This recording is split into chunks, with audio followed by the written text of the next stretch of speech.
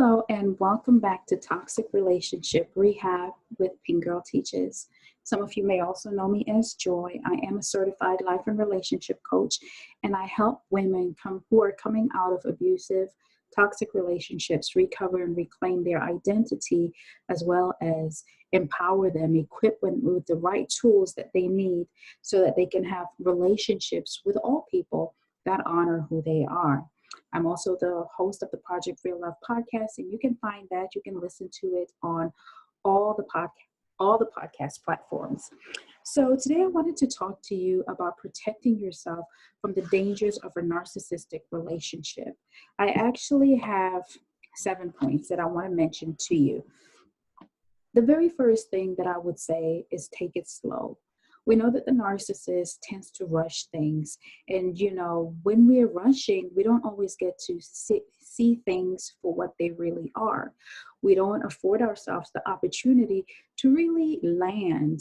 And when I say land, I mean to assess the situation and figure out what exactly is going on.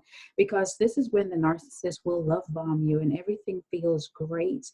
They mirror you in every sense of the word. They gather all the information about you, all the intelligence that there is on you, and then they use it as a weapon down the line. So you've got to slow down. The narcissist will rush for titles, will rush. Like if you are a parent and you have children, they will automatically be like, I'm going to be stepmom, I'm going to be stepdad, and really want to meet your kids fast. A lot of people ask, like, what is a good time frame for you to meet your your new person, your new love interest, to meet your children. And, I used to think that, it would be reasonable to meet pretty early so that you can kind of get a feel. And when I say early, like within 3 to 6 months, so that you can get a feel whether this is a go or a no without wasting a lot of time. But when we look at it just like that, about wasting time, what about the emotions of our children? What about any attachments that are formed? What about their feelings at the end of the day if this does not work out? Or if they just sense something's not right and you're so head over heels in love, then what kind of dynamic in the relationship between you and your child does that create? So slow down. If it's something that's going to be real, that's going to last, then they're not going anywhere. And therefore, there's no need for you to rush anything. So take it slow. Take it slow so that you can be sure that you're not being love bombed. And the next thing that I would say for number 2 is listen to your intuition. Trust your gut. I always say this a lot, that your intuition does not require evidence. Now, when I say intuition, I'm talking about that inner voice. For myself, I will believe that that is the Spirit of God speaking to me, because that's what I believe. That's where my faith lies. I believe in the Lord Jesus Christ. Different people believe in different gods and different things, but whoever you believe in, listen to your intuition, because that is who is speaking to you. This is not about being emotional. It's not about thinking with your feelings or, maybe this, maybe no. It's that thing that hits your gut and you just know it, and you can't explain it. You can't reconcile it. You just can't dismiss it either. Although we do sometimes ignore it. Otherwise we wouldn't have these experiences in the first place. But trust your guts. It will save you. Again, your intuition does not require any evidence. Excuse me. The third point that I would say is do your due diligence. Pay attention to their past relationships. How do they talk about their exes? One red flag for me should have been the way that he talked about the mother of his children and all the other women that he had been involved with. Every last one of them did him wrong. There's not one instance where he ever said that, I treated her poorly and I deserved what happened, or I deserve her not talking to me, or whatever, or her leaving me, whatever. No, everybody was a B. And where was my mind to think that when it's over, I would be anything different? Because trust you me, that's exactly what I've talked. That's how he talks about me now, but who cares? Certainly not me. I don't have time to care about that. That's got nothing to do with me. But do your due diligence. Don't ignore these things. Don't dismiss them.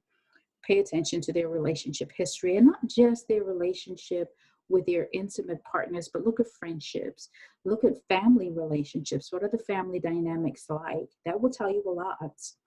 Also, for the fourth point, or number four, should I say, is notice how they talk and treat other people. How they talk about people, how they treat them. How do they talk about their parents?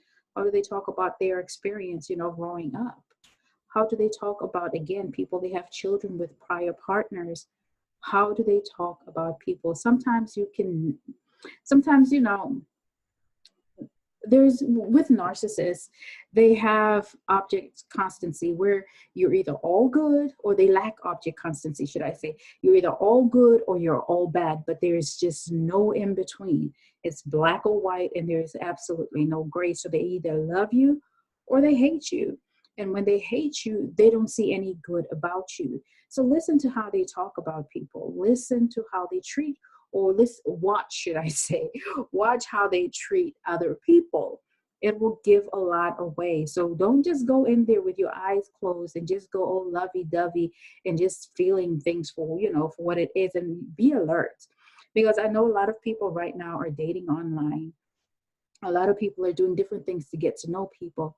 But pay attention. Don't get your head caught up in the clouds, because love bombing feels amazing.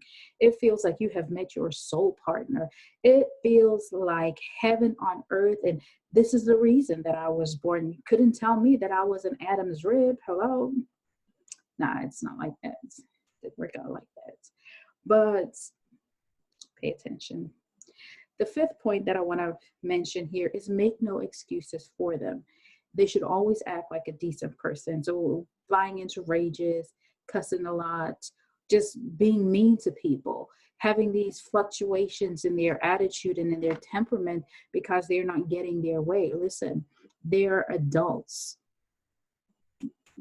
They don't have to act like a child. Pay attention. Okay? The sixth point that I want to mention is protect your own boundaries. So the thing about boundaries, your boundaries are really there to protect and to preserve who you currently are, as well as the person that you are becoming. Your boundaries are there for your benefit. Your boundaries teach you when to say no and when to say yes. And the thing about boundaries is the only person that has to respect your boundaries is you. Nobody else walking on earth needs to respect your boundaries. Only you.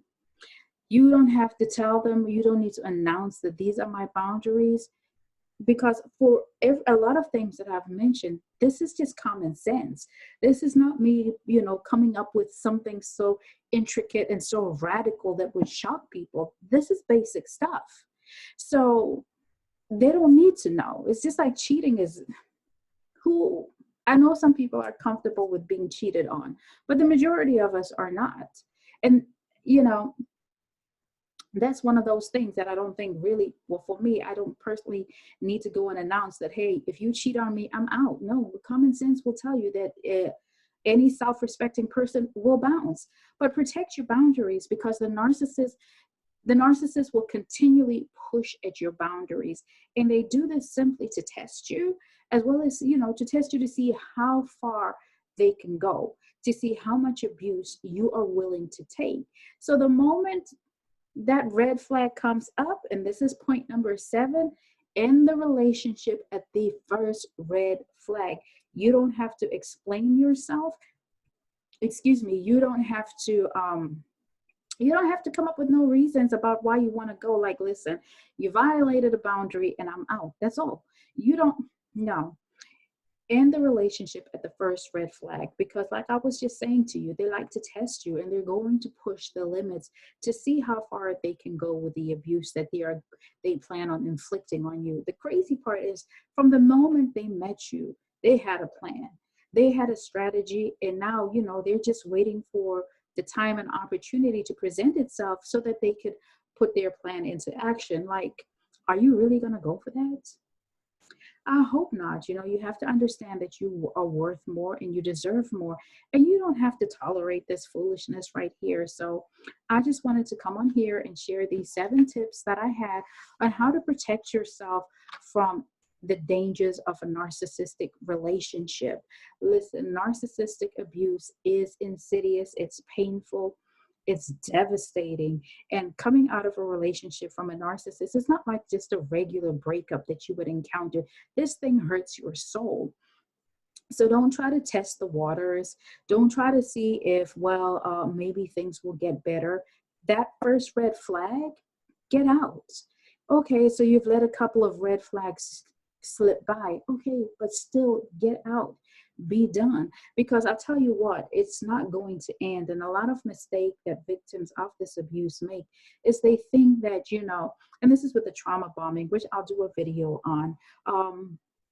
It makes you feel like in time, or if you act a certain way, or if you behave, or, maybe if I'm quiet, maybe if I'm not so argumentative, maybe if I'm just docile and submissive, or maybe if I put up with the cheating, because after all, it's not so bad. I mean, it's only one person, it's only once or twice, whatever the situation may be. Oh, they're taking money from your purse. Well, he did need ABC. Yeah, okay, but they don't have to steal. They could have simply asked. I'm just saying, it could be whatever. Stop explaining those things away because it doesn't get better. It's only going to get worse after that. So I wanted to share this with you just to give you some pointers on how you can save yourself from a lot of pain and, and just avoid something that is so dreadful. But anyway, I want to thank you for joining me. If you did enjoy this video, if you did find that there was information that is helpful to you, go ahead and hit subscribe, comment, like, and share. And I'll be back here talking about something. My next video, actually, I'm going to be talking about boundaries that should help you. So I hope you come back for that. So take care of yourself. And like always, love yourself and love each other.